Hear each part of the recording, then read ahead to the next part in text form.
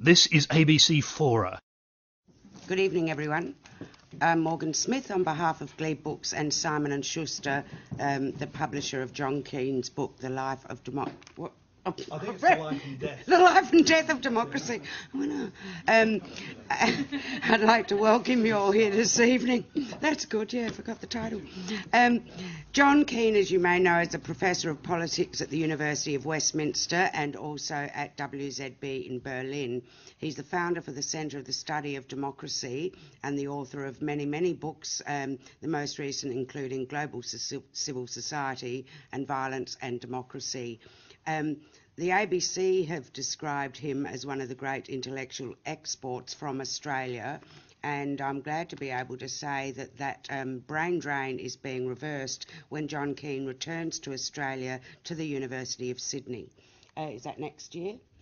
Fantastic. We're very pleased about that, and I'll be asking you to come to Glebe Books quite often. The Life and Death of Democracy has been a big success for John Keane and has been named by the Times of London of their pick of summer in the history category, which is a great honour in England. Please welcome John Keane. Thank you very much. I should stay here, yeah. I have to talk to the camera. Thank you very much. And hi, everybody. Very glad to be here. I'm sort of awake. I wasn't until about 2 hours ago. I would like to discuss this pretty dour subject of democracy by saying a few things about this book, The Life and Death of Democracy, starting with a new definition of the word serendipity, a wonderful English word. For me, serendipity is the experience of working your guts out for 10 years on a subject that people haven't tackled for a very long time, becoming totally lost in it, not sure which characters to pick, what kind of narratives to construct, and all that. And the book comes out in the middle of the biggest, gravest parliamentary corruption scandal in Britain since the early 19th century. That's serendipity. And it was completely unplanned, of course. And the first review, which appeared in the Times of London by David Aronovich, who is a very prominent and I think very fine journalist, I had never met him, made the point, actually quoted some sentences from the book that I probably wrote 5 years ago that exactly described serendipity again, the character of this corruption scandal at Westminster. This corruption scandal that I want to say something about is part of a tradition in the Westminster system. I think the last great one was the so-called old corruption. That was the term that was used by many campaigners at the end of the 18th and early 19th century, was one in which, it was the problem of rotten boroughs. My favourite examples from that period was Gatton in Surrey. If you've been to the UK, you'll roughly know where it is, which had the reputation for many, many decades of having one elector, so one voter, and one member of Parliament. And needless to say, it was the same member of Parliament as the voter. Or there was New Shoreham, which is famous for having a Christian club that lasted from around 1760 until more or less the 1832 Reform Act. And New Shoreham, this is really symptomatic of the old corruption, was a borough, a constituency in which the voters, men of property, ageing, gathered together to auction off their vote to the highest bidder. So whoever paid the most money would actually have the right to stand for New Shoreham. Well, the new corruption is different, and this was the context in which the book appeared. A deep public disaffection with parties, politicians, and parliaments. All the opinion polls show that, and that's quite common in almost a rule in every actually existing democracy, and I want to say something more about that. An amazing decline through the last several decades of party membership. 50 years ago in the UK, I'm not sure of the Australian figures, 1 in 11 Britons were a member of a political party. Today the figure, these are reliable, is 1 in 88. So a complete bottoming out of membership of a party, to the point where most Britons are much more prone to join an association. Amnesty International currently in the UK aims to have 1 million paid-up members, and that would outstrip all of the parties combined. And my kids, for example, who are now tetchy and feisty young citizens, would never be seen dead at a political party meeting. And that, I think, is a symptom of this problem. It's a system, the Westminster system is dying. It's a system in which the parties operate very undemocratically. That's one of the reasons why membership is so low. Members are selected, or candidates are selected centrally and not locally. That will have to change. An electoral system, first past the post, which we've been spared here. During my stumping on behalf of the book during this a period of June and July, one of the most effective remarks was just to remind audiences in London and elsewhere through the country that the very phrase, first past the post, is an 18th century phrase that is associated with men of property and horse racing. And I would ask them, troping, do you think it's appropriate for the 21st century that there is this system, it's still operating at the UK general election level, where Blair in 2004-5 had only 23% of the vote and yet forms a huge majority in the House of Commons. What kind of electoral justice is that? A system in which a corrupt, scandalous system in which Parliament doesn't function properly as a Parliament anymore. And that's not only a British problem. I heard Bob Hawke say it just a few months ago about the Parliament in Canberra, at least the House of Representatives, in which most of the MPs at Westminster in the House of Commons are literally whipped to death. And one of the reforms, if it happens, that will happen, is that this whip will be taken away. Strong executive grip on the Parliament, no fixed terms, which allowed the Blair-Brown show to go on for some time. And to cap it all off, all these stories drip-fed by the Telegraph to a large reading public, day by day, 3 or 4. My favourites, may I mention 2, and then I'll stop talking about British politics, but this is the context in which this book, with a perfect title, completely serendipitously appeared. My 2 favourite examples in the publication of the expenses claims that MPs put in are the following. Anne Snellgrove, Labour South from Swindon, who put in a claim for 25 pence for a plastic bag, which presumably she had gone shopping for. I mean, this is... And in the same day, Patrick McLaughlin, Conservative, this is a cross-party problem, it's not a... There are no good guys and good gals in this.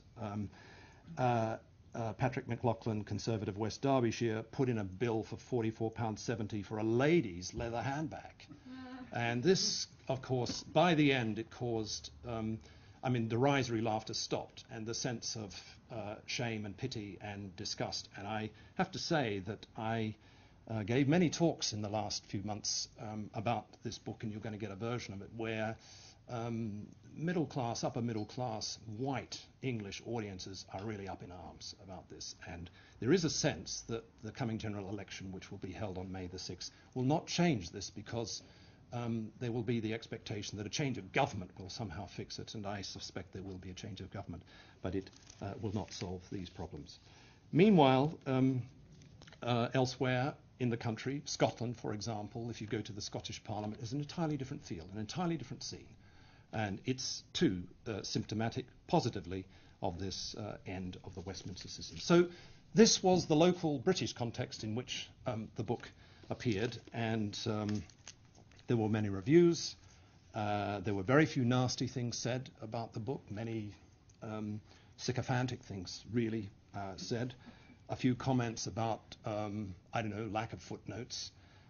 Someone commented on my ties. I didn't wear one tonight. And those kinds of things, but basically very respectful and very interested, and mostly the reviewers in all the main dailies and online read the book. One or two didn't. And if there are any potential reviewers here tonight, I warn you that I'm on the warpath about reviewers who don't read books. So you better, even though it might take you a few days or even a week. What is the book about? Well, it is, in a way, a contribution to rethinking the whole tired, belaboured, cliched subject of democracy. It is, despite the title, it is committed to some 21st century vision, a world where I believe representatives, parties, politicians should have the job of representing with integrity citizens under the permanently watchful eye, not only of parliaments and those traditional Westminster mechanisms, but also under the watchful eye of public-spirited bodies, whether they be, for example, bodies concerned with the silvering of democracy, the ageing of the population and the political issues that poses, or those more radical groups. Plain Stupid is one of my favourites. That's Plane. I mean, public-spirited bodies who give politicians periodically hell, whose job is to chasten politicians and hold governments so that they don't fall into the arms of untruth, greed and hubris. I mentioned Plain Stupid, by the way, because it's a symbol of this, what I have in mind in the book, which is that democracy is not only elections. It is centrally about free, fair, clean elections, but it is much more than that. And it is about this emerging process of contesting power wherever it's exercised, of making it publicly accountable, of bringing a measure of integrity into the corporate, governmental and other civil society world. And Plain Stupid is a very interesting symbol of this. I don't know if you know, but last year, as Gordon Brown was fielding questions during Prime Minister's Question Time in the House of Commons, a group called Plain Stupid, Plane, Stupid, actually, with the assistance of MPs, got onto the roof of the Palace of Westminster and conducted a live interview with the press pack below on mobile phones and about the airport extension at Heathrow, protesting against this. And Gordon Brown was told through his earpiece that there was something going on the roof, and he completely, without any sense of humour, reminded the honourable members that policy in Britain is made under the roof of this House and not on the roof of this House, which itself caused quite a lot of laughter and a lot of journalistic discussion, because I think that there is a sense, a rising sense, that actually democracy is about both processes. And this book, you'll see in a moment, makes an appeal for us to think along those lines. The book is not about the sexiest women or men. It's not about pets getting fatter. It's not about children getting fatter. It's not about everybody getting more drunk. It's not about people's heads getting smaller. And it's not about people sleepwalking more, though it does have quite a lot to say about sleepwalking, political sleepwalking. It is about a serious subject, which probably a word that enjoys now global popularity at least as great as the word okay or the word computer. And it is a word that whose genealogy is traced through this book. It's a fascinating history. The history of the language of democracy is really quite astonishing, never mind the institutions. It is a book that tries to puncture many myths. The history of democracy is full of them. And I say at one point, and I mean business, that this is a book that tries to democratize the history of democracy. That is, to bring fresh perspectives, but also to humble, to step on the toes of quite a lot of the prejudices that have accumulated around the history of democracy, and to do so by trying to cast new light on the present for the sake of the future. Another way of putting it is, and I do so in the book, and in most of my work, I think like this. The point of doing history is on this subject is to, as it were, extend a vote to a constituency that has still not a vote, the dead. And I mean that metaphorically. I mean that it's important to put a pair of eyes in the back of our heads to think about past characters, events, contexts, the birth of the invention of institutions like trial by jury or parliaments, or gathering in assemblies, or liberty of the press. Where did all of these inventions happen? The book is an attempt to cast new light on this by remembering them for the sake of the present and the future. There are many, it is a book which tries to provide something like a history of democratic inventions. I mean, we have a history of the aeroplane, the automobile, probably the fridge, and other inventions, but for a very long time, not since the end of the 19th century, has there been an attempt to write something of a history of these basic institutional inventions, all of which have a wonderful, almost magical quality about their birth. And always very surprising. Most of the institutions that today we take for granted as precious are inventions of people in contexts where the word democracy was not used. An example, if you look at the origins of the secret ballot in the 19th century, it was often called the Australian ballot. It happened in a triangle: Tasmania, South Australia, Victoria. The main champions of this reform were today we would call them Christian fundamentalists.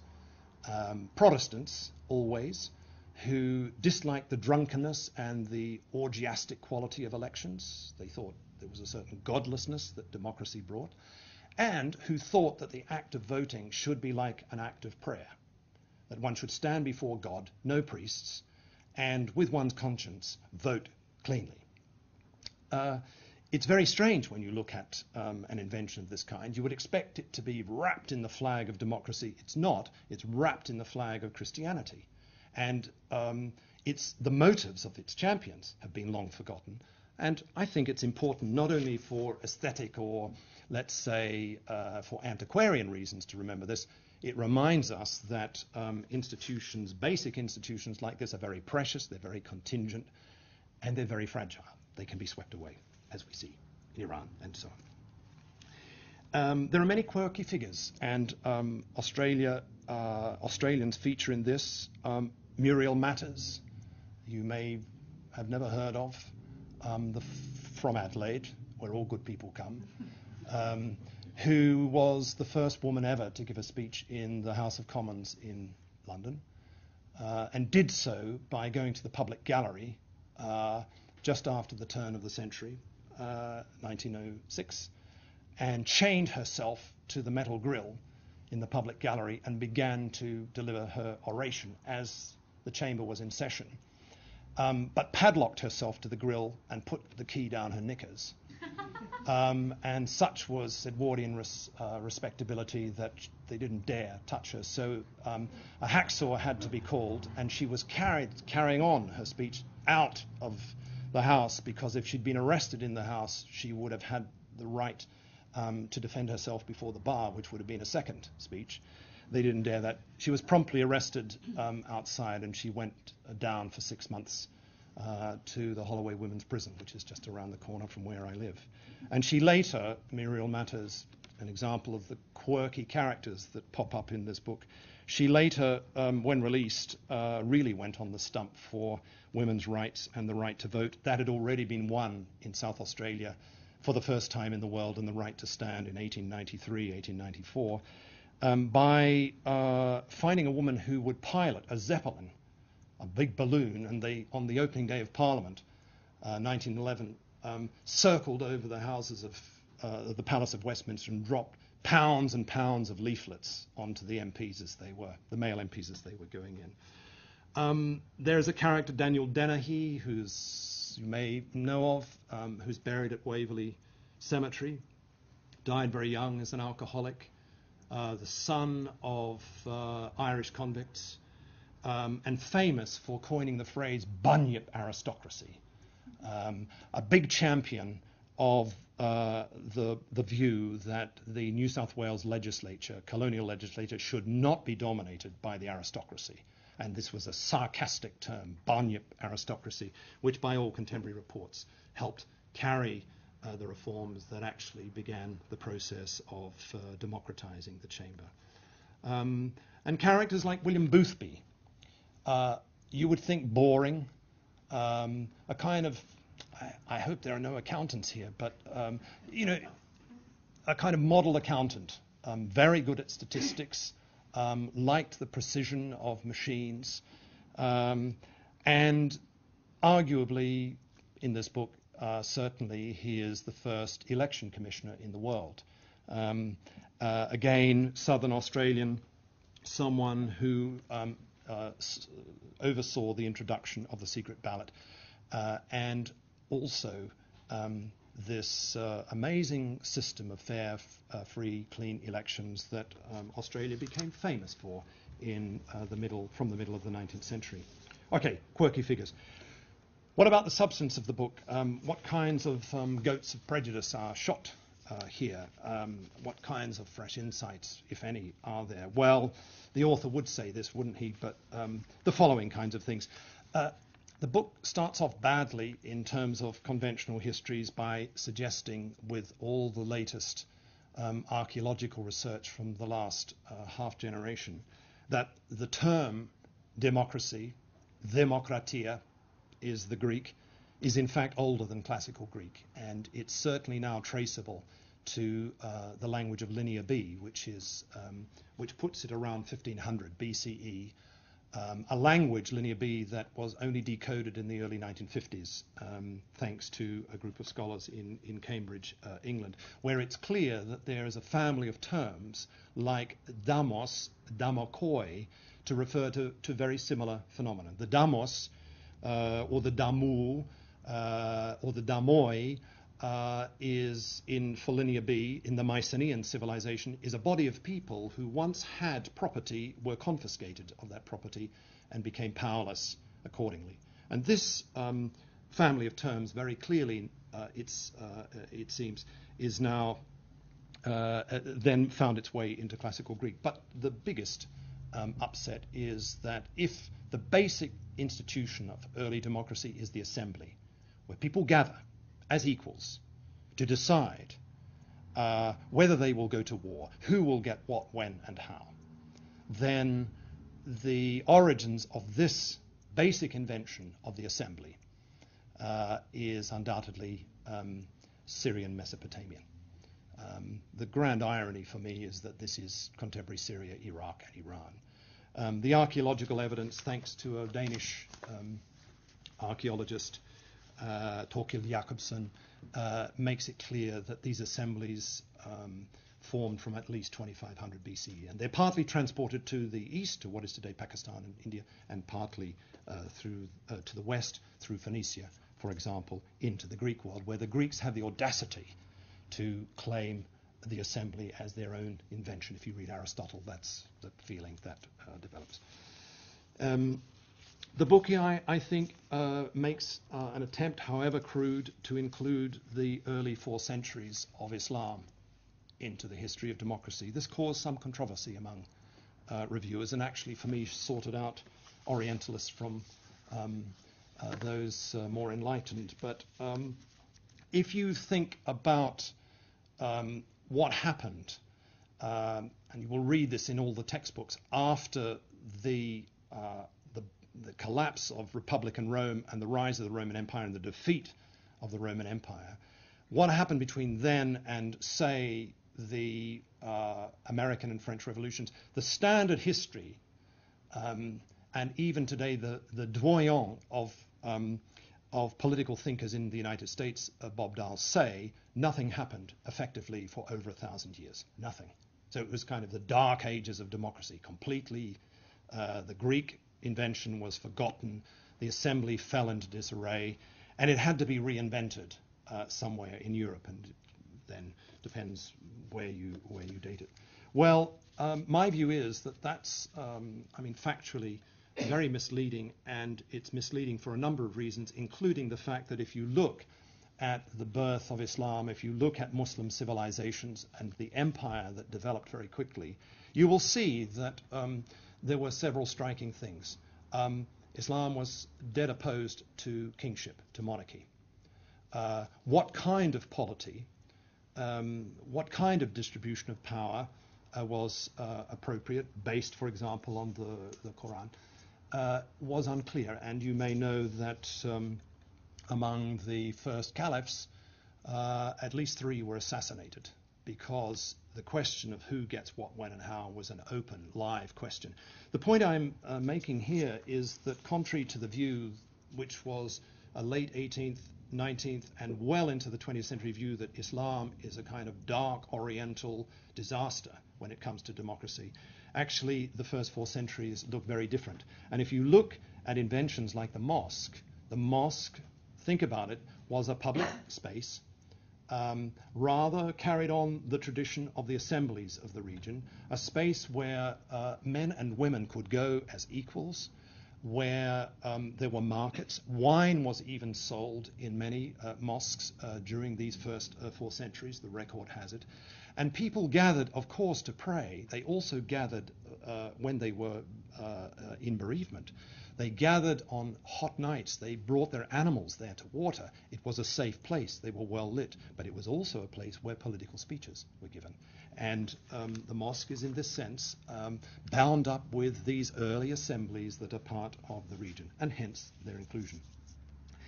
The book tries to periodize democracy. So if you ask me, just to circumvent a question, what does democracy mean, then I'm not being a smart-ass by saying you can only reply to that question with a strong historical sense. I think it's plausible to think in terms of 3 phases, 3 great historical phases of democracy. The first is the invention of assemblies, and to call it assembly democracy is pretty straightforward. The basic institution of Athens and probably up to 100 other democracies in the Greek world was the assembly, and it's true also for the wider region, and certainly, as I say, a gift of Syria, Mesopotamia. Followed by this mutation, this gestalt switch, this transformation of meaning of democracy that happened this time in Europe. It took about 1,000 years, but by the end of the 18th century, sometime in the last quarter of the 18th century, the newfangled phrase, which for the Greeks was an oxymoron, would have been, of representative democracy appears. And you can find this somewhere, the birth, we don't know who first used this phrase, but it's French, American, Anglo-American invention. And it refers to a basic shift of meaning. Democracy means a type of self-government within a territorial state framework, that's important, where there are periodic elections and where voters, there's a big historical fight about who is entitled to vote, as we know, where voters elect representatives who themselves make the decisions, not the people, and who periodically are recalled in an election.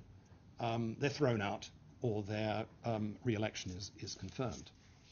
And representative democracy in that sense requires a whole series of new institutions. And I try to chart their invention in this book.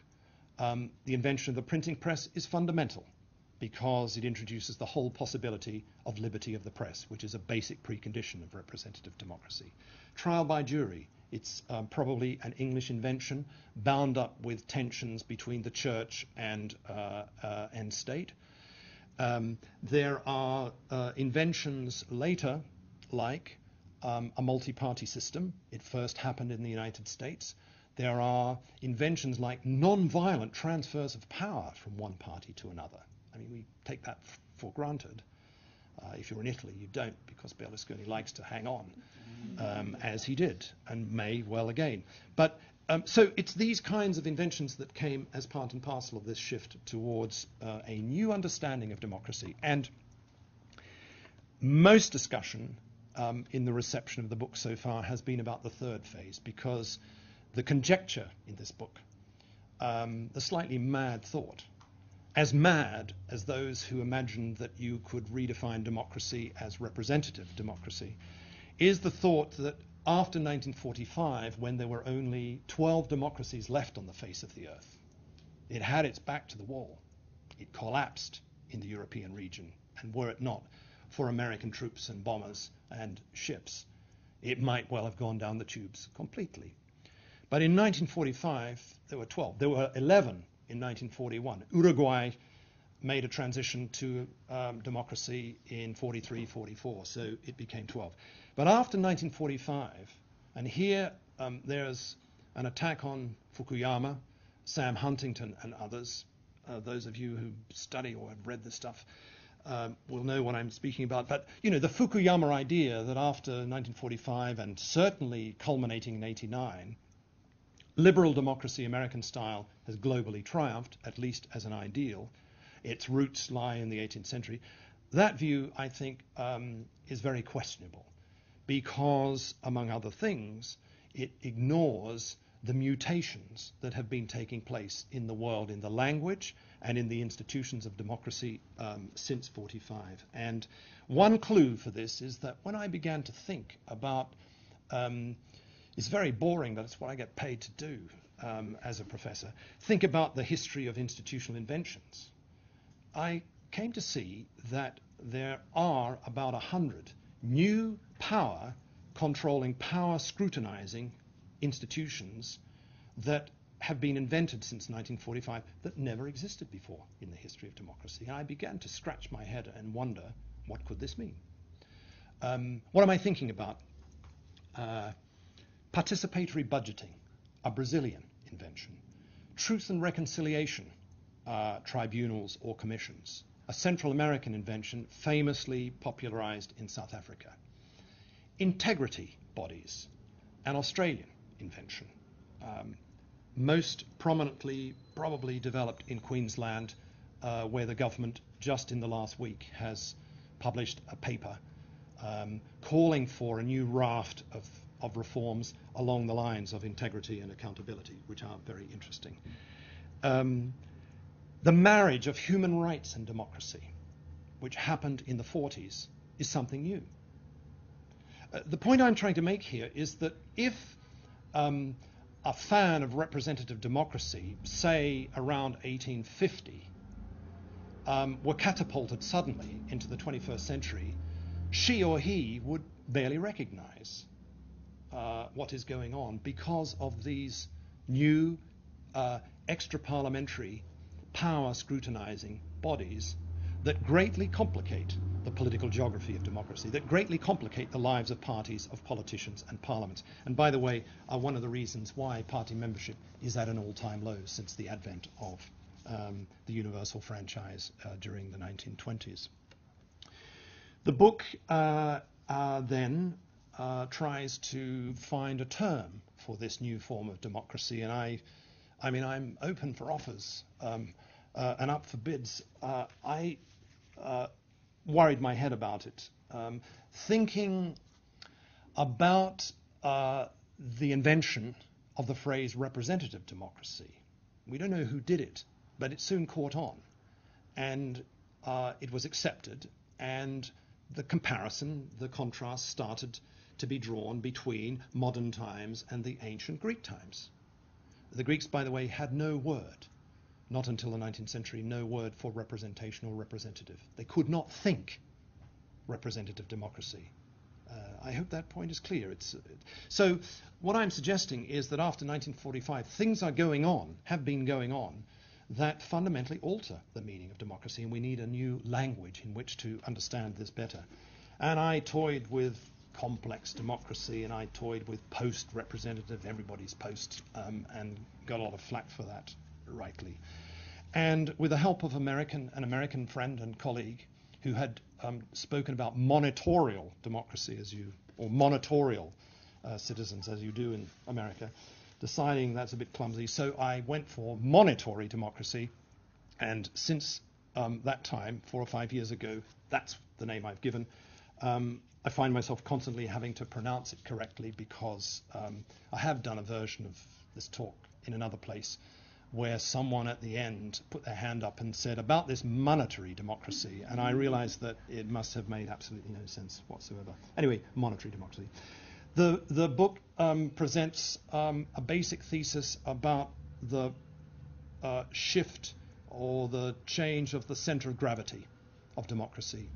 If Tocqueville, that famous liberal aristocrat of the 19th century who wrote the classic Démocratie en Amérique after several visits to the United States, a classic which involves traveling from Europe in space and time to the United States to imagine where democracy will go in the 19th century. If you haven't read it, it's worth reading. It's full of anachronisms, but I think the spirit of it, the odyssey that he writes in this Democracy in America, which is now a classic, is something that very much influenced me in the sense that I began to think in the 21st century where the language and institutions of democracy are going. And in my view, its fate will be co-decided in the Asia and Pacific region, in which Australia, of course, plays a not unimportant role.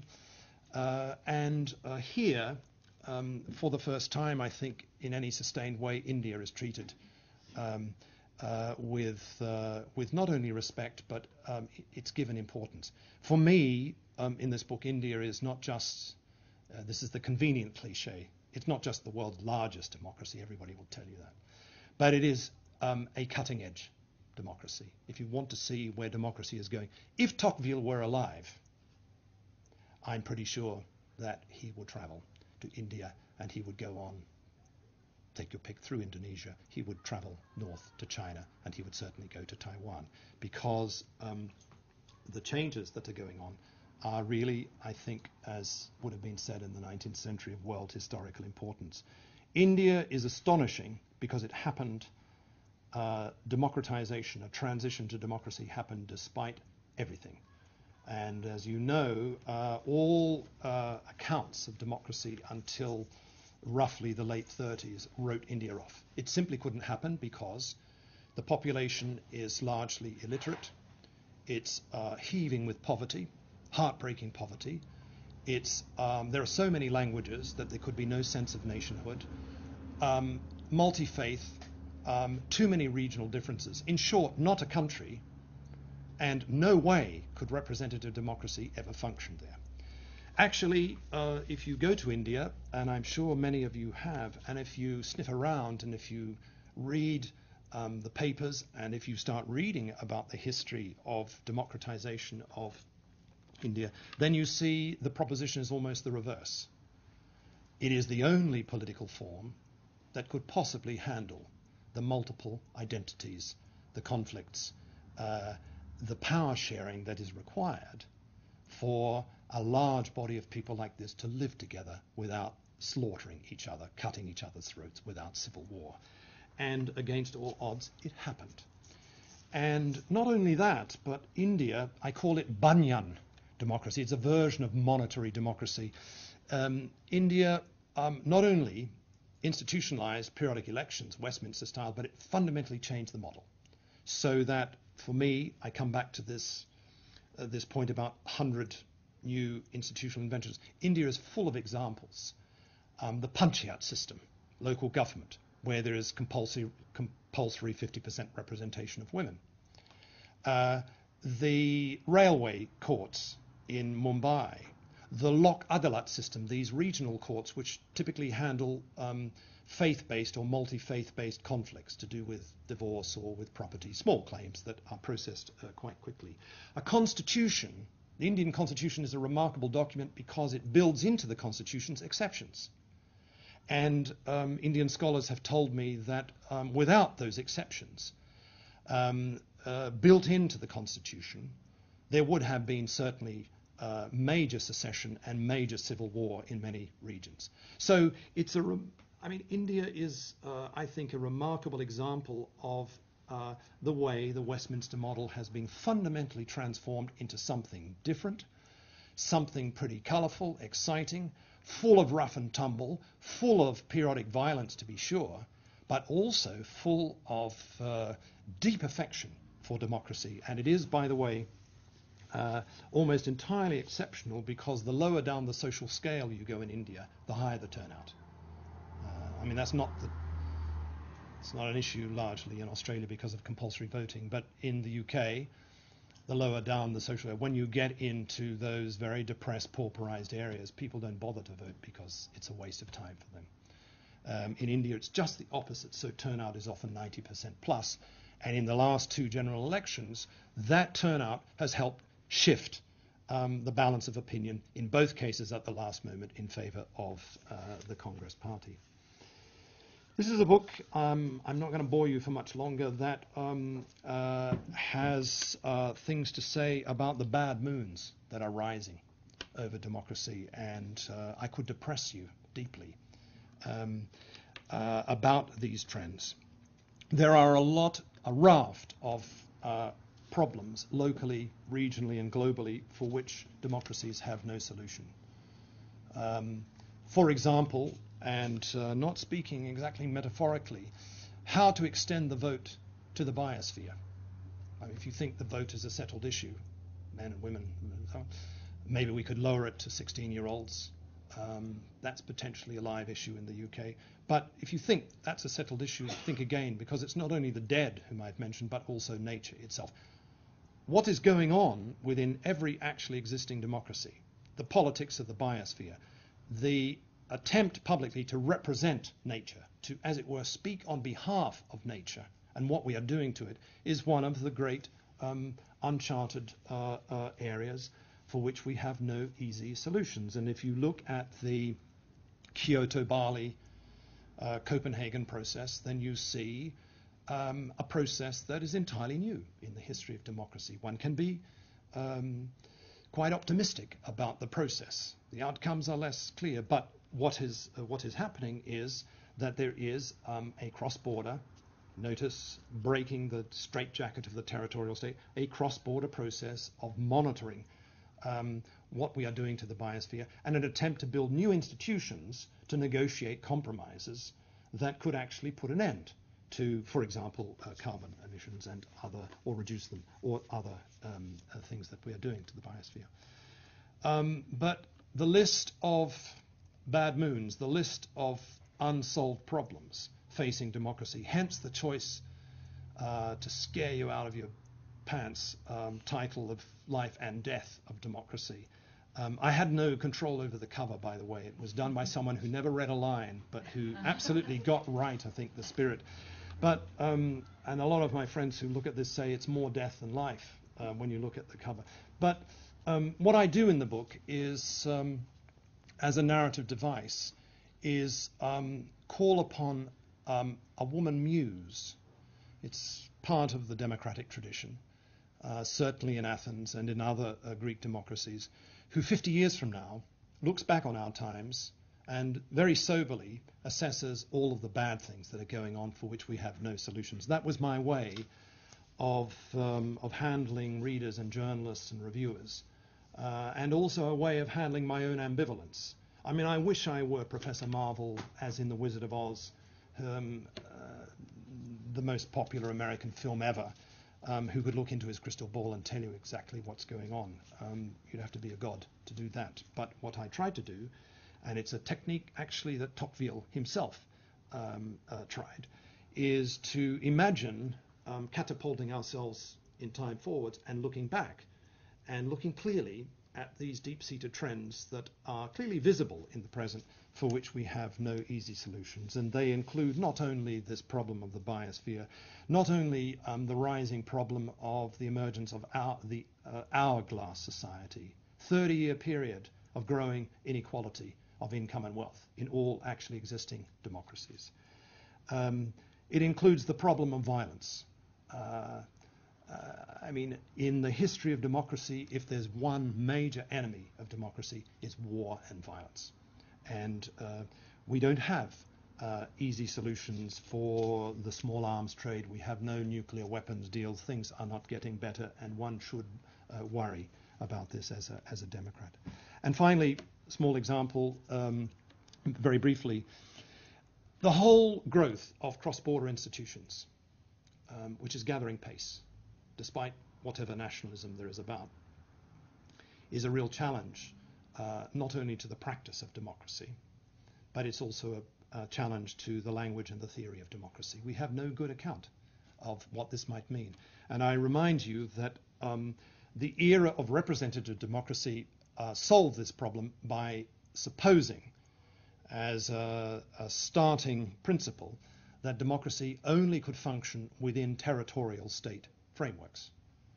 That is no longer viable because we have a growing bundle of problems that are interdependent problems that are regional and global and correspondingly need institutions. But the fact is that most of these institutions are wholly unaccountable to people. And the systems of representation within them tend to be state-dominated. And this is a difficulty, and it's causing a backlash in all kinds of contexts. The laboratory for this, by the way, is the European integration process through which I've lived, and we could talk about, because I think it's a really remarkable experiment. It's not doing very well on this question of democratization, but it has given birth to some new inventions like a cross-border regional parliament, the European Parliament, which functions rather well and has ever sharper teeth. The book finally tries to, I don't know whether I've outlived my welcome, but I'll stop very soon, gets at a basic question, what's so good about democracy? Now, I try to show in this book that actually the history of democracy is full of hubris, great Greek word, arrogance, blindness about this subject. If you look at Athens, for instance, there's no great democratic thinker, which is interesting. But if you look at the speeches and the poetry and the plays, you will find that the typical answer given in Athens is that demokratia is good because it makes we Athenians powerful in the world, capable of dominating the world of Hellas. Well, that's not very acceptable in the 21st century, and it rather reminded me, when I began to look at this in detail, of a certain American president who talked like this as well. But when you jump forward in time to the history of justifications of representative democracy, there's also a bundle of problems. For example, I think well into the 20th century, the basic justification for representative democracy was theological, as a God-given ideal. And when you scratch around and you look at which God the thinker or the publicist has in mind, it's typically a Protestant God. And that's very bad news for anybody Jewish or Hindu or Muslim, or who is not a believer. The history of justifications of democracy, in other words, is a mess. And what I try to do in the book is propose, on the basis of this big, cluttered, broken narrative, to convince you that it's time for fresh thinking about this, and that there are some clues that are already in the public domain. Starting with, you might be surprised that I'd be on his side on this, but Churchill. There is an account of this famous speech that nobody has ever read by Churchill. Everybody quotes Churchill to say, you know, democracy is the least worst form of government. That it is, aye. But what's forgotten is how exactly he delivered it. He came to the House of Commons in an angry mood, and he was ill, during debate about the reform of the House of Lords. And he accused Attlee, this is 1947, of behaving like Hitler. It's a very grumpy speech. And most of it is completely, I think, off the wall, except that he gets around to saying, you know, why is it that we Conservatives are defending the House of Lords? It's because we believe in power sharing, and we believe in the control, public control of power. And he then goes on to repeat this famous sentence, to say this famous sentence, often repeated, about democracy being the least worst form of government. But why? Well, the book tries to persuade you subtly, of course, with an open mind, about two things that are interrelated. One is that the history of concentrated power in action, and particularly in modern times, and particularly in the first half of the 20th century, proved disastrous. And here, the Greek word hubris, I know it's the word that intellectuals use. If you talk to a London taxi driver, what?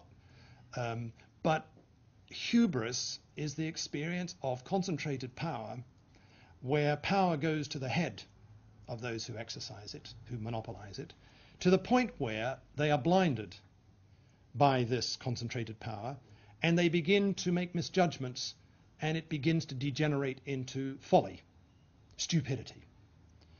And there are many, many cases, if you read history at all, or if you think about our times, where this is the case. And two very recent examples, not mentioned in the book, but I've written about subsequently. I mean, one is obviously the whole build-up to the invasion and occupation of Afghanistan and Iraq.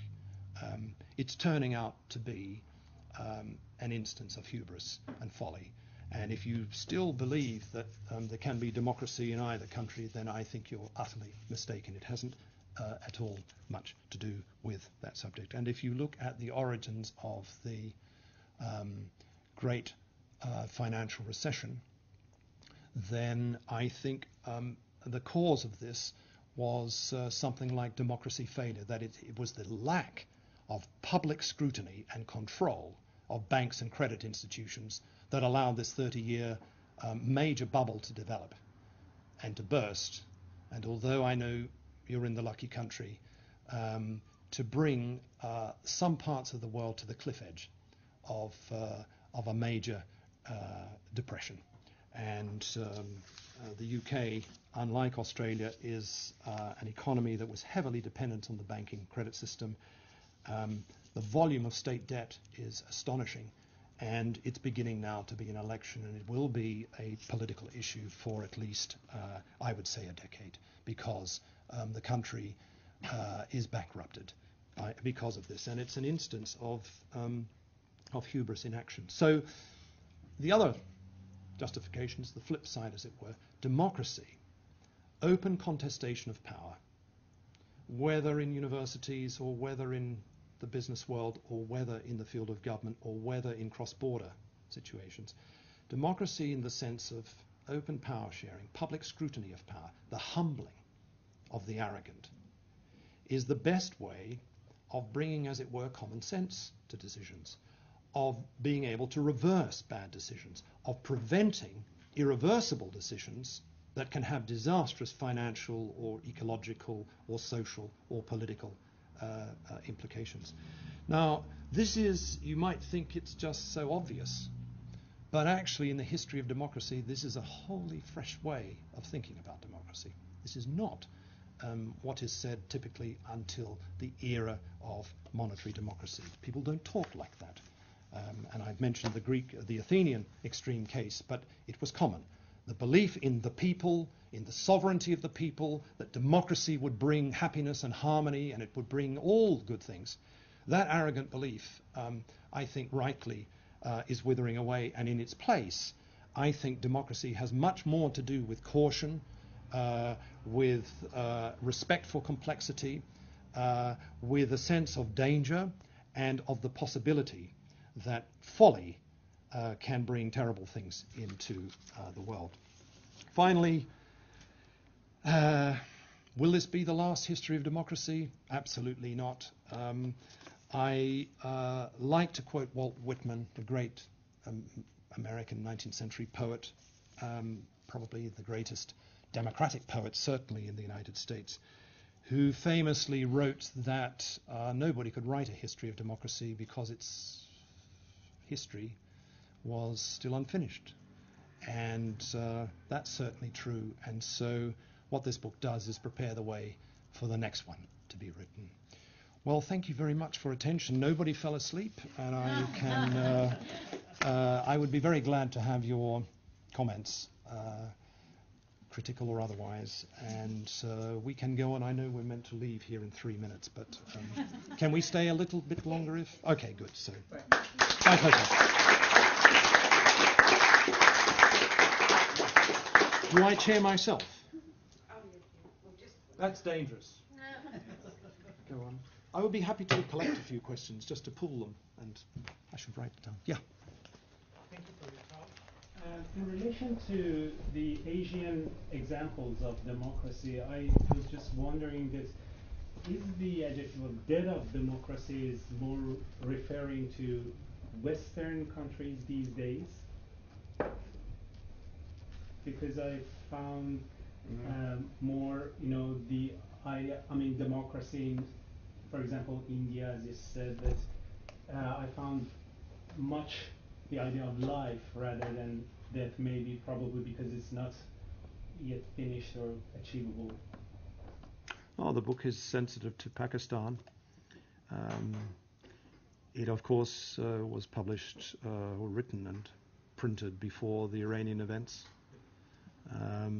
But it does say quite a lot about China. And I think it's, I wouldn't bet which way it goes. But you can see two trends, minimally. One is an experiment. It would be the Singapore model. An experiment in building an authoritarian system that is lubricated with references to the people and democracy. They have even a white paper on democracy. You should read it. It's a bizarre document. But so there's this constant reference to democracy and the people, to the harmonious society, Hu Jintao, and it is a system that banks on the generation of wealth to keep its legitimacy. There is rising inequality, huge increase of inequality going on in China. And where it doesn't work, the secrets or the police come in, and the army. And this is an experiment in post-democracy that could succeed. And if it does, then that's very bad for the whole story of contemporary democracy, in my view. The other trend is, let's say, codified in Charter 08. Most Chinese people have not seen it. I discovered, I wasn't astonished, but I was surprised in a visit recently in Shanghai. Most people have not seen it because of censorship. But it's a document published in December, you may know, got a lot of publicity in the West. Most of the drafters have been disappeared or arrested. But it's a document that is a kind of textbook statement of monitory democracy. They want fair, free, clean elections, but they also want the freedoms to scrutinize parties and government and the society itself. Free trade unions, freedom of journalism, human rights organizations, women's groups, and so on. And I think on this struggle, this drama depends, a lot depends. I mean, a lot hangs on it. And I say in the book that the future of, I mean, you get hoist with your own petard for saying things like this, but there you are, that the future of democracy will be co-decided by where China goes. And one thing's clear, we're living through at least a bipolarity. It could be a tripolarity, but the decline of the United States is now a sort of an accepted point in the European scene. You just see it happening every day. And the rise of China in all kinds of ways is very clear. The question of India's role in all of this, I think, is where the interesting discussion begins. So, yeah, I don't think it's just, I'm sorry if I gave the impression by ratting on at the beginning about the decline of the West or collapse of the Westminster model, but you can see in our times reversals taking place and a lot of anti-democracy promotion going on. Just on that inevitable rise of China sort of idea that there's a lot of consensus on, but a few scholars are sort of departing from, and one notable is Will Hutton, who says that one of the reasons why China will not be the rulers of the coming century is because the people will demand democracy, and that will be there will be a violent outcome that will disrupt China's markets. And I just wonder, do you think it's inevitable that the people will demand democracy, or do you think maybe the people appreciate being ruled? I wish we could know, because there are no free opinion polls in China. So to speak about public opinion is I think wholly inappropriate. It's a sort of zombie category at the moment, and one can only go on senses. One talks to people and one looks at events, and you can see, I think, this contradictory relationship in action as each day passes.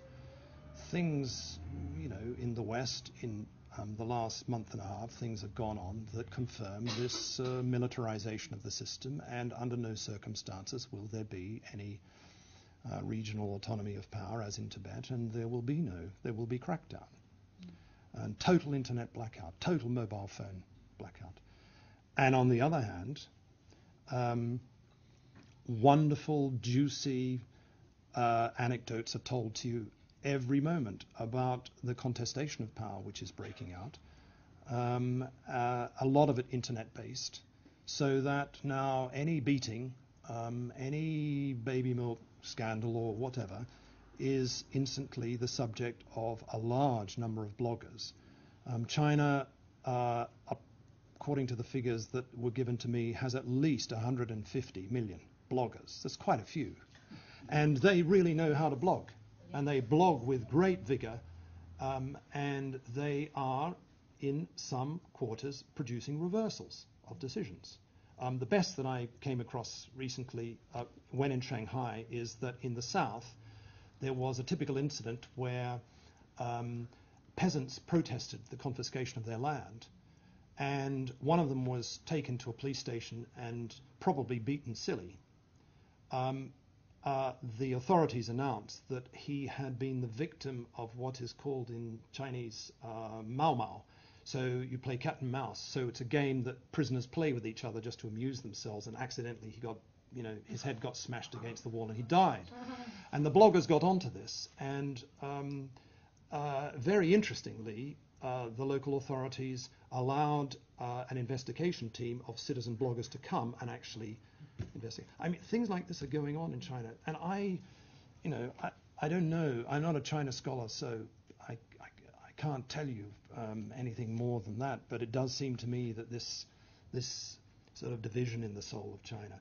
And if, by the way, one last comment, you come across the argument that Martin Jakes has put it about recently, but Ted Heath did it all the time during the Handa of Hong Kong. He subsequently was revealed got paid for this by Beijing, but would say every night on television, more or less, don't speak about democracy or human rights in China because this is not Chinese. China is different.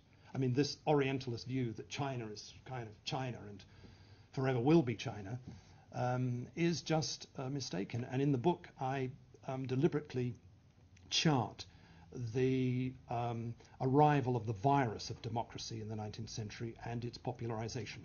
And there is an old democratic tradition in China, which includes people like, probably you've forgotten him, Liang Qichao was the most prominent political writer circa 1900, who came to Australia and did a national tour and was mobbed when he got off the train in Melbourne and in Adelaide, was mobbed by journalists and locals, curious to see this Chinaman, as he would have been called, who was also a Democrat, who came to Australia to find out what was going on about federation and to look at how parliamentary democracy functioned.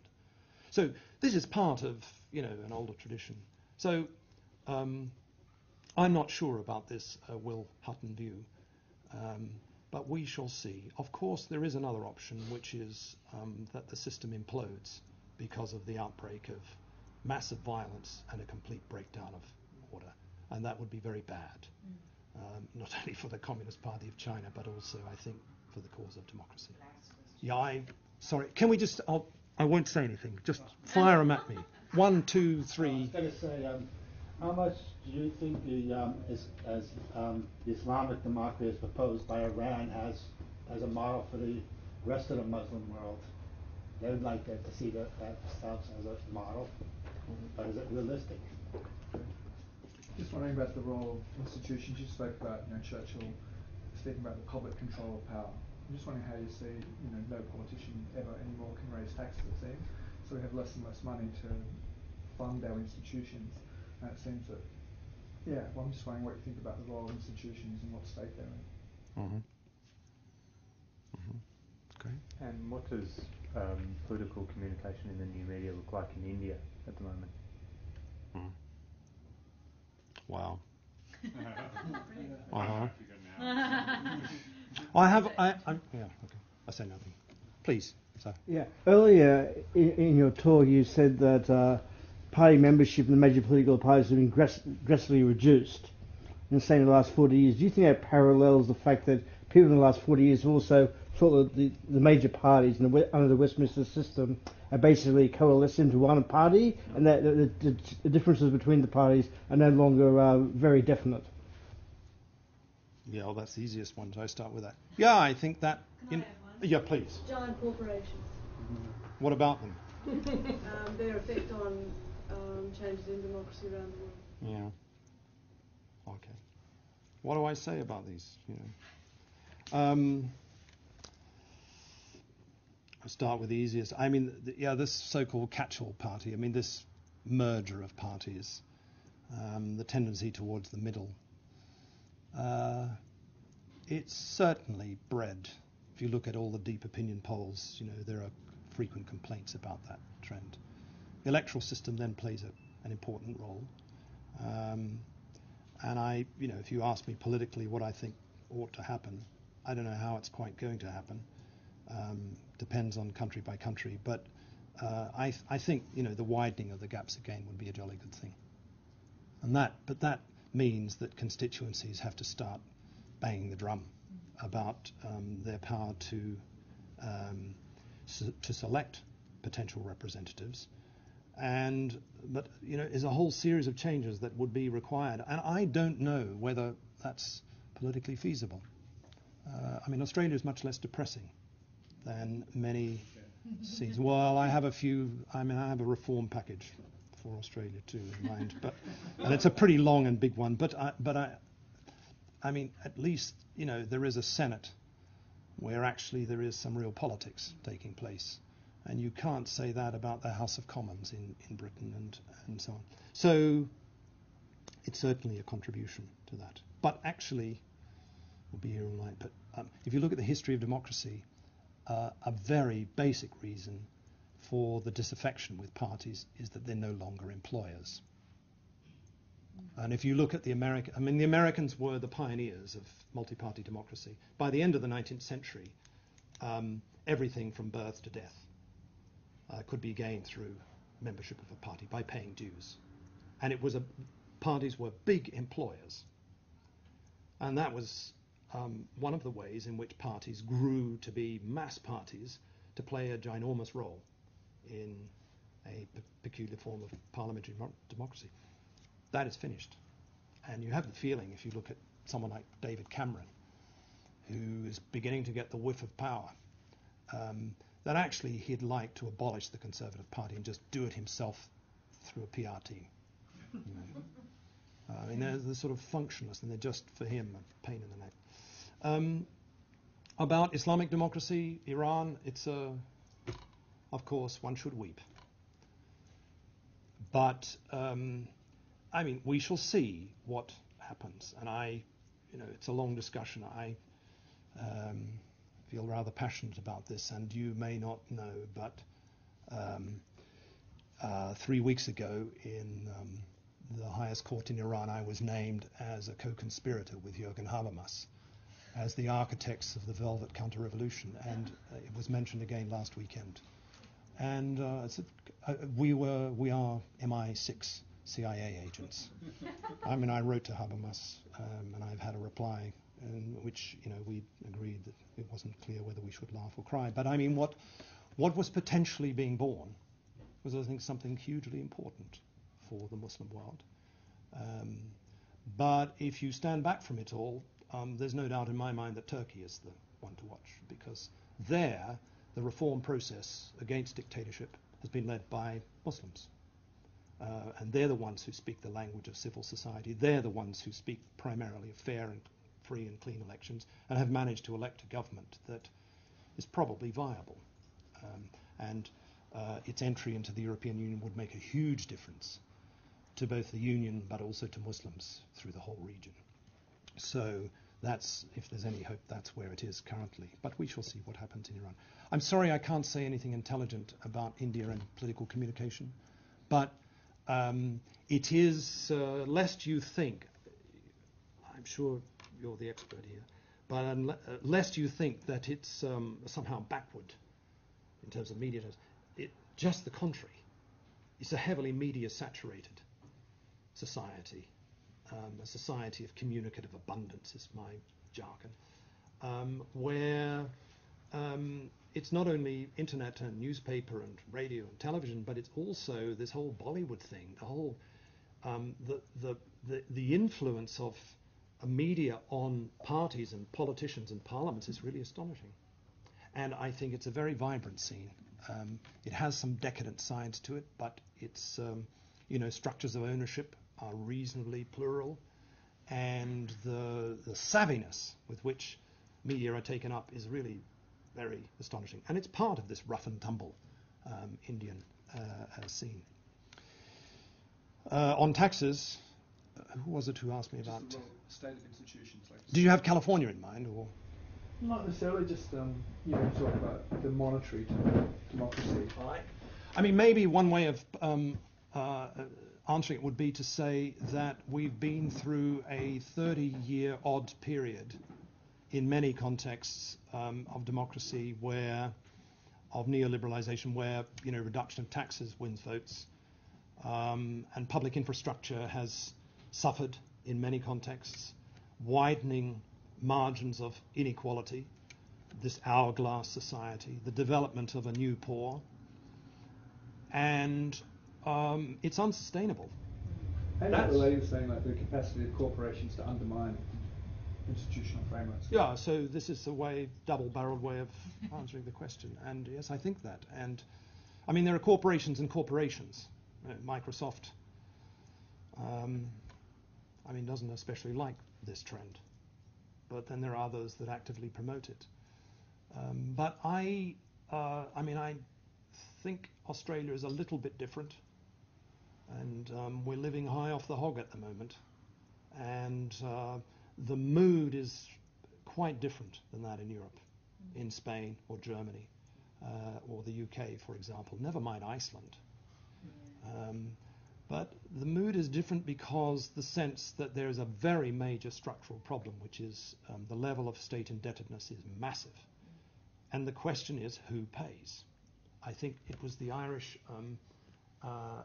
Chancellor of the Exchequer who said in June or maybe the end of May, the banks came to the rescue of the developers, bailed out the developers, and then the state came and bailed out the banks. Who will bail out the taxpayers? And I think it's a very good question. And we're back to a very basic issue in the history of democracy, which is to do with taxation. And it it spawned all kinds of resistance, and it produced, in the Dutch case first, and then later Sweden, America and France, it triggered resistance, and in those cases revolutions. And out of this came slogans like no taxation without representation. Well, the politics of that, I think, is bound to return. And probably here too. I mean, partly Australia has solved its unemployment problem by definition. As I understand it, if you work for 1 hour a week, you are employed. I mean, this is politically, this would never be accepted in the European Union because it would be seen as deceit. But this problem of growing maldistribution of income and wealth, the degradation of public services, and the end of this liberal hegemony is something that is now pretty clear to large numbers of people. The party system is out of step with this, I think. So we shall see. I'm going to lose my voice. This is very good. I think that's about all I have to say to these questions. Thank you very much. This is ABC Fora.